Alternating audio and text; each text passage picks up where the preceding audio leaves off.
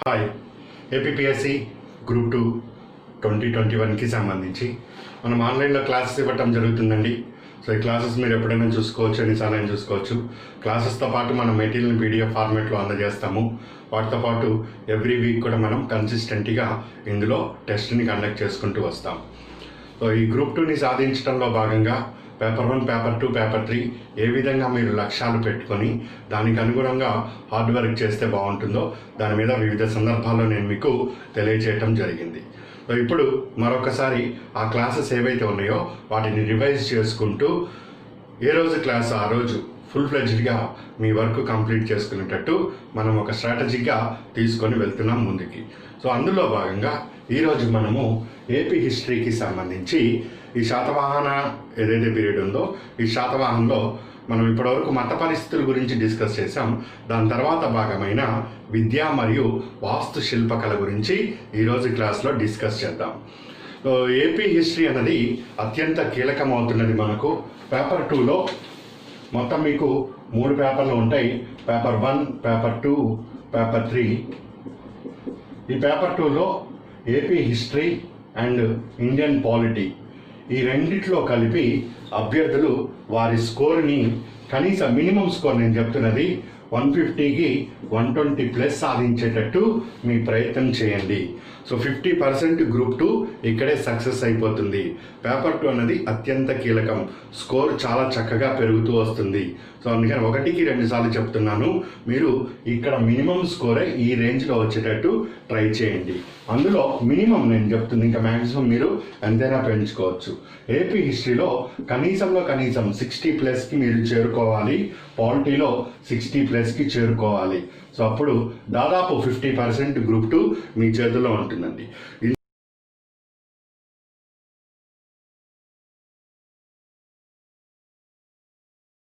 ఈ ఏపీ హిస్టరీలో 60+ స్కోర్ సాధించాలి అంటే మనకు అత్యంత కీలకమైనది ancient and medieval. Modern AP ఇంచుమించు ఒక 4-5 బిట్లు అటు ఇటుగా అందరూ పి రఘునాథరావు బుక్ని 1-10 సార్లు చదివి ఇతర సబ్స్టిట్యూట్స్ చూసుకోగలిగితే మంచి స్కోర్ వస్తుంది. ఇక్కడ ఏన్షియంట్లో ఈ కొన్ని టిపికల్ ఏరియాస్ ఉంటాయండి. దానికి బిఎస్ఎల్ హనుమంతరావు గారి బుక్ అనేది అత్యంత ప్రామాణికంగా తీసుకుంటూ ఉంటాం. అందులో ప్రతి పేరాని కూడా 1కి 10 సార్లు స్టడీ చేయాలి. ఆ బుక్ కాస్త గ్రాంధికంగా ఉంటుంది, అండర్స్టాండింగ్ కూడా కాస్త కాంప్లికేటెడ్గా ఉంటుంది. మొదటి పేరా చదివి మళ్ళీ మనం వెనక్కి వచ్చేసరికల్లా కాస్త కన్ఫ్యూజ్ అవుతాం. కాకపోతే పెన్ను పేపర్ పెట్టుకొని చక్కగా వర్క్ చేసుకుంటూ 1కి 10 సార్లు చదివితే స్కోర్ అన్నది చక్కగా పెరుగుతుంది. ఇంత స్కోర్ రావాలి అంటే చూడటానికి తేలికనే ఉంటుంది, కానీ దీని వెనకాల చాలా హార్డ్ వర్క్ అనేది ఉంటుందండి. సో ఆ క్రమంలో ఆ విధంగా 1కి 10 సార్లు ఒక బుక్కే తీసుకో, దాన్ని 10 సార్లు స్టడీ చేయి, మంచి స్కోర్లోకి వెళ్తావు. ఒక్కసారి దాని మీద కాన్ఫిడెన్స్ వచ్చిన తర్వాత ఆ తర్వాత నువ్వు ఎన్ని బుక్స్కైనా వెళ్ళొచ్చు, ఎన్ని మెటీరియల్కైనా వెళ్ళొచ్చు. 10 పుస్తకాలు ఒకసారి చదవటం కన్నా ఒక బుక్ని 10 సార్లు చదివి దాని మీద పూర్తి సామర్థ్యాన్ని నువ్వు తెచ్చుకున్న తర్వాత ఇతర రిసోర్స్ ఏవైతే ఉన్నాయో వాటిని నువ్వు పరిశీలన చేయొచ్చు. అప్పుడు ఈజీ కూడా అవుతుంది నీకు. సో ఇట్లా ప్లాన్ చేసుకో, ఇక్కడ నీకు స్కోర్ పెరుగుతుంది. అత్యంత కీలకంగా ఈ ఏన్షియంట్ మెడివల్లో నీ స్కోర్ పెంచుకోవాలి. సాధారణంగా అభ్యర్థులకి ఇక్కడే స్కోర్ పడిపోతూ వస్తుంది. క్లియర్ అండి? సో దాన్ని మనము సింప్లిఫై చేసి నేను మీకు వివరిస్తున్నాను. సో ఈరోజు మనము శాతవాహనకి సంబంధించి విద్య, వాస్తు శిల్పకళ డిస్కస్ చేస్తాను. ఈ క్లాస్ విన్న తర్వాత ఆల్రెడీ నేను దీని మీద క్లాస్ ఇచ్చాను, అన్నీ అయిపోయినాయి. అయితే ఈ రివిజన్లో భాగంగా నేను మళ్ళీ మీకు అందజేస్తున్నాను. మీరు ఆ క్లాస్ చూడొచ్చు, ఇది కూడా చూడొచ్చు, అది మీ ఆప్షను. ఈ క్లాస్ విన్న తర్వాత వెంటనే నువ్వు మన మెటీరియల్ స్టడీ చేయొచ్చు. దాన్ని 1కి 2 సార్లు స్టడీ చేయండి. చేసిన తర్వాత ఈ టెస్ట్ యువర్ సెల్ఫ్ అని పంపిస్తున్నా మీకు.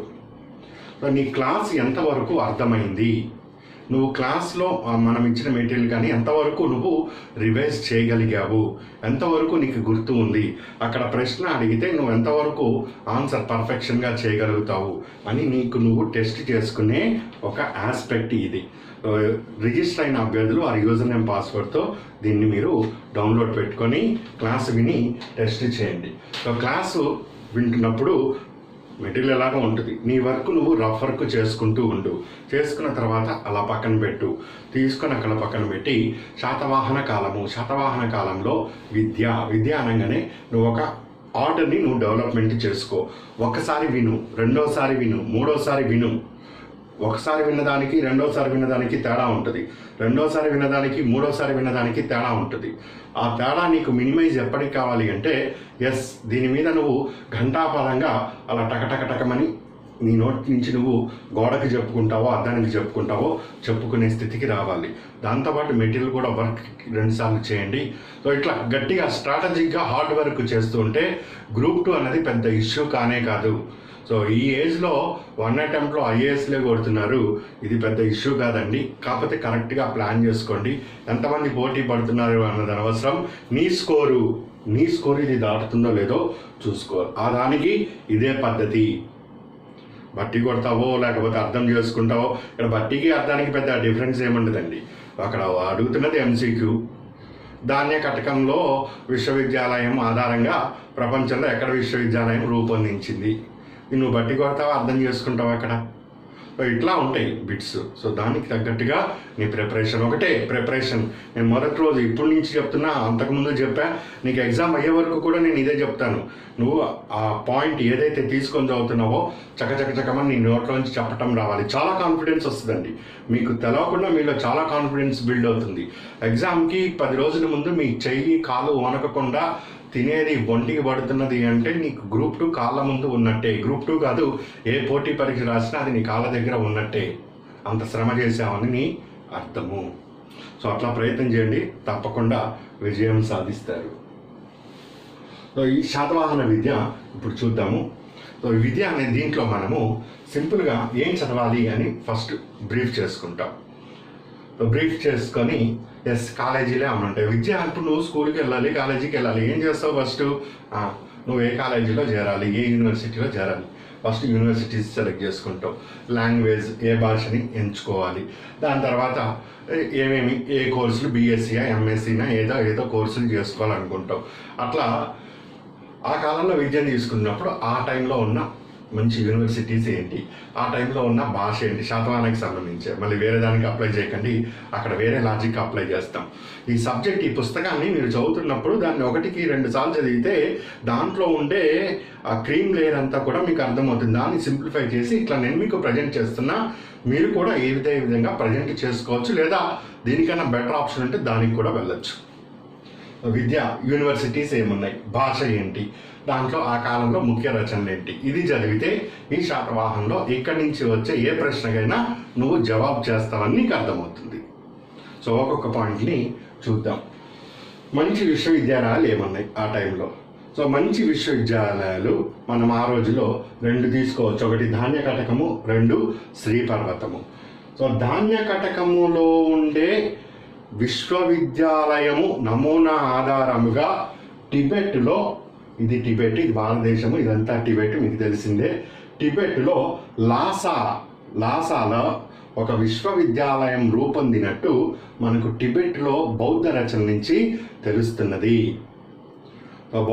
టిబెట్లో బౌద్ధ రచన నుంచి టిబెట్లో లాసా విశ్వవిద్యాలయానికి మూలము ఏది? ABCD. నీ ఆన్సర్ అవుతుంది ధాన్య కటకము.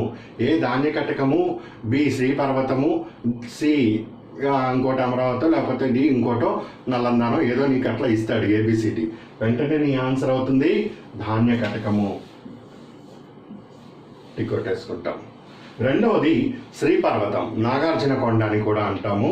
సో ఈ శ్రీపర్వతం మీద ఒక పెద్ద విశ్వవిద్యాలయం ఉన్నట్టు, ఆ విశ్వవిద్యాలయం దగ్గర ఒక పెద్ద లైబ్రరీ ఉన్నట్టు మనకు తెలియజేస్తున్నది ఎవరు? ఇక్కడ పెద్ద లైబ్రరీ ఉన్నట్టు మనకు తెలియజేస్తుంది ఫాహియాన్. ఇది ఇంపార్టెంట్. వీడు మనకి ఏం చెప్పాడంటే, ఆంధ్రాలో ఒక పెద్ద శ్రీపర్వతం ఉన్నది, ఆ పర్వతం మీద నాగార్జునుడు, మనం ముందు చెప్పుకుంటాం, నాగార్జునుడు ఒక పెద్ద లైబ్రరీని మెయింటైన్ చేశాడు. ఒక పెద్ద లైబ్రరీ ఎక్కడ మెయింటైన్ చేస్తాం? ఒక పెద్ద విశ్వవిద్యాలయం దగ్గరే మెయింటైన్ చేస్తాం. సో ఎగ్జామినర్ పెద్ద విశ్వవిద్యాలయం అంటున్నా, పెద్ద లైబ్రరీ అంటున్నా మన ఆన్సరు ఇదే అవుతుంది. సో అక్కడ లైబ్రరీ ఉన్నట్టు ఈ క్రింది వారిలో మనకు ఎవరు తెలియజేస్తున్నారు? సో ఫాహియానా, హుయాన్సాంగా, ఇత్సంగా, లేకపోతే ఇంకొకడా ABCD నీకు ఆన్సర్ ఇస్తాడు. వెంటనే నీ ఆన్సర్ అవుతుంది ఫాహియాన్. ఫాహియాను ఈ క్రింది ఏ ప్రాంతంలో అతిపెద్ద విశ్వవిద్యాలయం ఉన్నట్టు మనకు తెలియజేస్తున్నాడు? శ్రీపర్వతమా, ధాన్యకటకమా, ఇంకోట ఇట్లా ఒక ప్రశ్నని ముందు నుంచి వెనక్కి చదవాలి, వెనక నుంచి ముందుకు చదవాలి. ఇలా రిపీటెడ్గా నువ్వు ఎక్సర్సైజ్ అనేది ఉండాలి. ఒక ప్రశ్నని ఎన్ని రూపాల్లో చదవచ్చు అన్ని రూపాల్లో మనం స్టడీ చేస్తూ రావాలి. అట్లా చేయటం వలన బిట్టు నీకు ఏ కోణంలో ఏ విధంగా అడుగుతున్నా కానీ చక్కగా ఆన్సర్ చేయగలుగుతావు. సో ఇదండి ఒక మంచి విశ్వవిద్యాలయాలు అంటే ఇంటర్నేషనల్ రేంజ్లో విశ్వవిద్యాలయాలు మనకు ఆంధ్రాలో ఉన్నాయి. సాధారణంగా విద్యాలయాలు అన్నది ఈ బ్రాహ్మణులు వారు గురుకులాల ద్వారా నిర్వహిస్తూ వచ్చేవారు. ఆ కాలంలో ఒక బ్రాహ్మణం వైదిక మతం ఒకటి, బౌద్ధము, జైనము ఉన్నాయి. సో బౌద్ధము, జైనము మతాలు వాళ్ళు విహారాల ద్వారా లేకపోతే ఇంకో విధానం ద్వారా విద్యని వ్యాప్తి చెందిస్తూ వచ్చారు. ఆ క్రమంలో ఏర్పడిందే ధాన్యకటకము మరియు శ్రీపర్వతము. ఇప్పుడు దీని తర్వాత మనము మిగిలిన అంశాలని చూసుకుంటూ వద్దాం. ఇక్కడ నువ్వు గుర్తుపెట్టుకోవాల్సింది ధాన్యకటకము, శ్రీపర్వతము రెండు టిబెట్లో లాసా, శ్రీపర్వతము ఫాహియా. ఒక పెద్ద లైబ్రరీ ఇది. దేని మీద ఉంది? శ్రీపర్వతం మీద ఉంది. ఒక పెద్ద లైబ్రరీ బుక్. అట్లా సింపుల్ ఫార్మాట్లో గుర్తుపెట్టుకో. ఉన్నదని ఎవడు చెప్పాడు? ఇగో చింపిరి జుట్టోడు చెప్పాడు. ఎవడాడు? పాహియాన్. ఫినిష్, పక్కన పడే. అంతే. ఇప్పుడు ఈ కాలంలో ముఖ్యమైన భాషలు ఏమున్నాయి, అందులో ముఖ్యమైన రచనలు ఏంటి అన్నది చూద్దాం. శాతవాహన కాలము అన్నది ఇప్పుడు కంటెంపరీస్గా మనం నార్త్ ఇండియాని మొత్తం దేశాన్ని పరిశీలన చేస్తే శాతవాహనులు అనేది మౌర్యుల తర్వాత అంటే చివరిగా మౌర్యులు సమకాలికులుగా వీళ్ళు రాజ్య పరిపాలన కొనసాగిస్తూ వచ్చారు.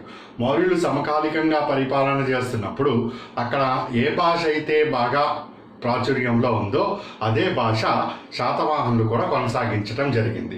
మనం గతంలో చెప్పాం, మౌర్యుల పరిపాలనా విధానాన్నే శాతవాహనులు కూడా ఇంచుమించు అదే తీసుకున్నట్టు నానాగఢ్ శిల్ప కనుమలు తెలియజేస్తున్నాయని గతంలో మనం తెలియజేసుకోవటం జరిగింది. సో అదేవిధంగా భాష మరియు లిపి, భాష ప్రాకృతము, లిపి బ్రహ్మి. భాష వేరు, లిపి వేరు, గతంలో మనం తెలియజేస్తూ వచ్చాం. సో భాష ప్రాకృతము, లిపి బ్రహ్మి అన్నది కూడా ఇట్లా మౌర్యుల సమకాలికంగానే ఆంధ్రాలో ఈ శాతవాహనుల కాలంలో ఉజ్వల స్థితికి చేరుకోవటం జరిగింది.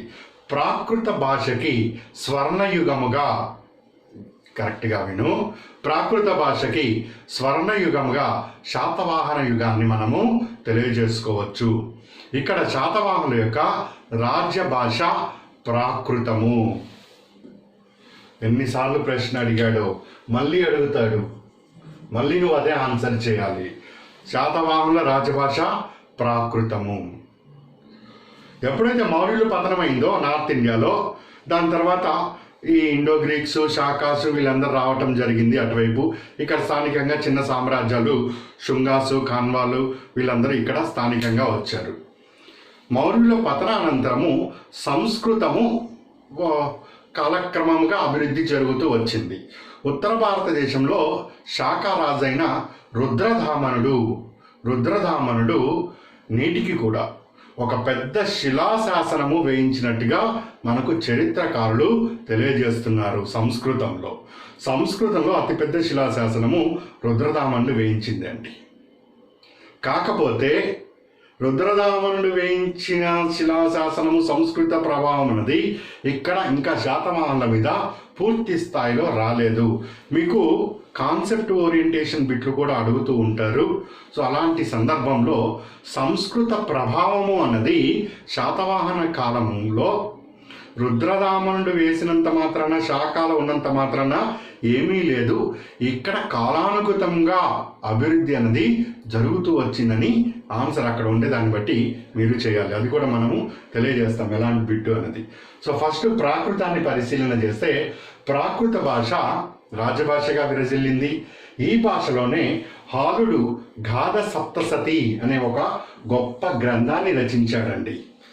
ఇది చాలా ఇంపార్టెంట్. నెంబర్ ఆఫ్ టైమ్స్ ఈ బిట్టిని అడగటం జరిగింది. గాథ సప్తసతిని రాసింది హాలుడు. భాష ప్రాకృత భాషలో రచించాడు. సో ఈ గాథ సప్తశతి ఎంతోమంది కవులు కవయిత్రులు రాసినట్టు కూడా తెలియజేస్తారు. మహిళ ఒక కవయిత్రిగా పరిచయం చేసిన యుగము కూడా శాతవాహన యుగమే అని మనము చెప్పుకోవచ్చు. ఈ గాథ సప్తశతి ఆనాటి శాతవాహనుల కాలంలో సామాజిక పరిస్థితి ఏ విధంగా ఉంది, ఆనాటి గ్రామీణ వాతావరణం ఏ విధంగా ఉంది అన్నది చక్కగా కళ్ళకు కట్టినట్టుగా తెలియజేస్తున్నది. సో ఈ కవి రాశాడు కాబట్టి ఇతను కవిరాజ అనే బిరుదుకి అర్హుడవుతున్నాడు. కవివత్సలుడు అనే బిరుదాన్ని కలిగి ఉంటున్నాడు. సో కవివత్సలుడు అనే బిరుదాన్ని కలిగి ఉన్న శాతవాహన రాజు ఇంపార్టెంట్ రిపీటెడ్గా అడుగుతున్నాడు. హాలుడు ఈ క్రింది వాటిలో ఏ బిరుదాన్ని కలిగి ఉన్నాడు? కవివత్సలుడు. గాథ సప్తశతి ఇంపార్టెంట్. ఈ బిట్ మొత్తము ఇక నువ్వు మర్చిపోవటానికి వీల్లేదు. సో ఇదే విధంగా ప్రాకృతంలో మరికొంత శ్రమ చేసిన వాడు గుణాఢ్యుడు బృహత్ కథ చాలా చాలా ఇంపార్టెంట్. చాలా బృహత్ కథ అనే ఒక గ్రంథాన్ని ప్రాకృతంలో రచించటం జరిగింది.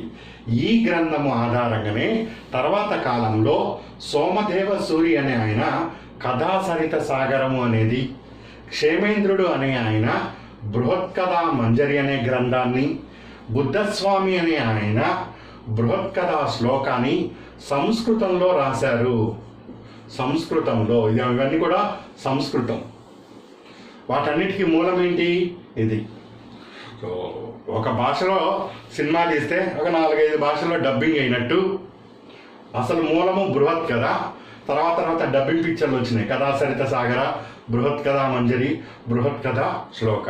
ఇవి ఇక్కడ మనం చెప్పుకోవడానికి కారణం ఏమిటంటే ఎగ్జామినరు గుణాఢ్యుడు ఈ కింది వాటిలో దేనిని రచించటం జరిగింది అంటాడు. బృహత్ కథా మంజరిగా, బృహత్ కథా శ్లోకన, లేదా ఇంకోటి అడుగుతాడు. మనకి అన్ని బృహత్ కథలే కనిపించేసరికి ఇక్కడ ఎలాంటి కన్ఫ్యూజన్ ఉండదు. ఎగ్జామ్ హాల్లో కూర్చున్నప్పుడు మాత్రమే కన్ఫ్యూజన్ వస్తుంది. అందుకని నువ్వు స్పష్టంగా ఇక్కడే నేర్చుకో. కథలు చెప్పటం మొదలైంది ఇక్కడి నుంచి. కథ, బృహత్ కథ, అది కూడా చిన్న కథ కాదు. బృహత్ అంటే పెద్దది అని అర్థము. బృహత్ కథ ఇక పెద్ద కథలు. ఏబీసీ స్టార్ట్ అయిందంటేనే ఇక కథలు మొదలైనవి అని మనం ఇండికేషన్ గుర్తు, అట్లా బండ గుర్తులు పెట్టుకోవాలి. లేకపోతే మంజరి దగ్గరికో లేకపోతే శ్లోకము కాస్త శోకంగా మారిపోవటమో జరుగుతుంది. అన్ని కరెక్ట్గా పాయింట్ని మనం కోడ్ చేసుకుంటూ వెళ్ళాలి. కథ, బృహత్ కథ మన గుణవంతుడు, మన గుణాఢ్యుడే రాశాడు. మనందరం మంచి గుణవంతులం కదండి. ఆంధ్ర ఈ తెలుగు వాళ్ళందరం, తెలంగాణ కానీ తెలుగు వాళ్ళు అంటేనే మంచి గుణ సంపన్నులం. ఆ కథలు చెప్పడంలో సాటి లేని వాళ్ళం. గుణాఢ్యుడు, బృహత్ కథ, ఫినిష్. ఇది ప్రాకృతానికి సంబంధించింది. ఏం నేర్చుకున్నావు? రాజభాష, హాలుడు, గాథ సప్తశతి, కవివత్సలుడు, గుణాఢ్యుడు, బృహత్ కథ పక్కన పెట్టి ఇంకా ఉంటే తర్వాత చూడొచ్చు. ఇంకా చిన్నగా ఈ రుద్రదాముడు సంస్కృతం వేసాడంటే మనం ఆగలేం కదా. సో వెంటనే మనం కూడా సంస్కృతం ఏమన్నా చేయాలి అని ఫీలింగ్ వస్తూ ఉంటుంది. అవతల మన పక్కింటి పిల్లాడు మంచి ఇంటర్నేషనల్ స్కూల్లో చదువుతాడు. వాడు ఫ్రెంచ్ లాంగ్వేజ్ నేర్చుకోగానే మనం కూడా మన పిల్లలకి ఇక ఫ్రెంచ్ లాంగ్వేజ్ నేర్పాలి. దాని ఉపయోగం ఉందో లేదో అది ఎవరికి తెలియదు. ఫస్ట్ పాయింట్, అది చదువుతున్నాడు పక్కనోడు కాబట్టి మనం కూడా చదవాలి. పాయింట్ ఇది ఎందుకు చెప్తున్నా అంటే ఇక్కడ శాతవాహనుల కన్నా ముందే సంస్కృతం అన్నది ఆర్యులు అక్కడ ఆర్యవర్తనం అంటే ఉత్తర భారతదేశంలో సంస్కృతం క్రమంగా వృద్ధి జరుగుతుంది అనే పాయింట్ నువ్వు గమనిస్తావని తెలియజేస్తున్నా. దానికి సింబాలిక్గా రుద్రదామనుడు, శాకారాజు రుద్రదామనుడు అతిపెద్ద శిలాశాసనము వేయించాడని కూడా తెలియజేస్తున్నారు. రుద్రదామన్ వీళ్ళు ఇప్పుడు మన శాతవాహన రాజుకి కూడా వీడికి తాపం ఆగట్లే. కొంతల శాతకాన్ని వాడి పేరు, నువ్వు ఎట్లా గుర్తుపెట్టుకుంటావో నీ ఇష్టం. అది కోడ్ లాంగ్వేజ్. వాడు నాకు కూడా నేర్పవా అన్నాడు. ఎవడు వచ్చి నేర్పుతాడు? అందుకని మన వాళ్ళనే ఒకరిని పంపించి నేర్చుకొని వచ్చాడు. వాడు నేర్చుకొని వచ్చిన తర్వాత ఇక ఫారెన్ లాంగ్వేజ్ నేర్చుకున్నవాడికి మామూలుగా ఉండదు కదా పొగరు. ఒక తెలుగులో మాట్లాడితే అసలు తెలుగులో ఉన్నవాడికి మంచి నాలెడ్జ్ ఉంటుంది.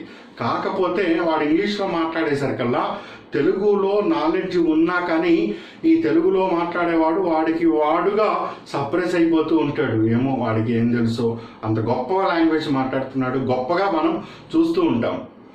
ఆవిడు ఫ్లైట్లో దిగి వస్తూ ఆడక్కడ ఏం పని చేస్తున్నాడో తెలియదు. ఇక్కడ నువ్వు చక్కగా ఉందాగా బతికినా ఆడేదో ఇంగ్లీష్లో 2 ముక్కలు పలకగానే షేక్ అయిపోతుంది ఇక్కడ బాడీ. అట్లాంటిదే శర్వవర్మ సంస్కృతం నేర్చుకున్నాడు, సంస్కృతంలో దిట్ట. మరి సంస్కృతంలో దిట్ట ఈయనేమో లోకల్ లాంగ్వేజ్లో ఉన్నాడు. ఎవరు? గుణాఢ్యుడు. గుణాఢ్యుడు శర్వవర్మ ఇద్దరు కూడా కుంతల శాతకర్ణి దగ్గర ఆస్థానంలో ఉన్నాడు. గుణాఢ్యుడు శర్వవర్మ ఇద్దరు ఆస్థానంలో ఉన్నాడు. వీడేమో లోకల్, వీడేమో ఫారెన్, సంస్కృతం బాగా పండితుడు. ఇక ఉంటారా ఇద్దరు కొట్టుకోరు? సో ఇదే ప్రశ్న. ఎవరి ఆస్థానంలో గుణాఢ్యుడు శర్వవర్మకి సంఘర్షణ జరిగినట్టు ఉన్నది? కుంతల శాతకర్ణి. కుంతల శాతకర్ణిలో శర్వవర్మకి మరియు ఎవరికి మధ్య సంఘర్షణ జరిగింది? గుణాఢ్యుడికి. కుంతల శాతకర్ణిలో కాలంలో గుణాఢ్యుడికి శర్వవర్మకి క్లాష్ జరగటానికి కారణం ఏంటి? భాష ఔన్నత్యము లేదా భాషకి సంబంధించి ప్రాకృతము గొప్ప, సంస్కృతము గొప్ప అనే దానికి సంబంధించి ఘర్షణ. అల్టిమేట్గా కుంతల శాతకర్ణి మరి ఆయన నేర్చుకోవాలి కదా, అందుకోసమని ఒక గ్రామర్ బుక్ రాశాడు. వ్యాకరణము అంటే గ్రామరు, కాతంత్ర వ్యాకరణము అనే ఒక బుక్ రాశాడు. ఎగ్జామ్ పాయింట్ ఆఫ్ వ్యూలో చాలా చాలా ఇంపార్టెంట్. కాతంత్ర వ్యాకరణాన్ని రచించింది ఎవరు? శర్వవర్మ. ఎవరికి క్లాష్ వచ్చింది? వీళ్ళిద్దరికి క్లాష్ వచ్చింది. ఎవరి ఆస్థానంలో ఉన్నారు? ఈయన ఆస్థానంలో ఉన్నారు. ఈయన ఆస్థానంలో ఎవరున్నారు? వీళ్ళు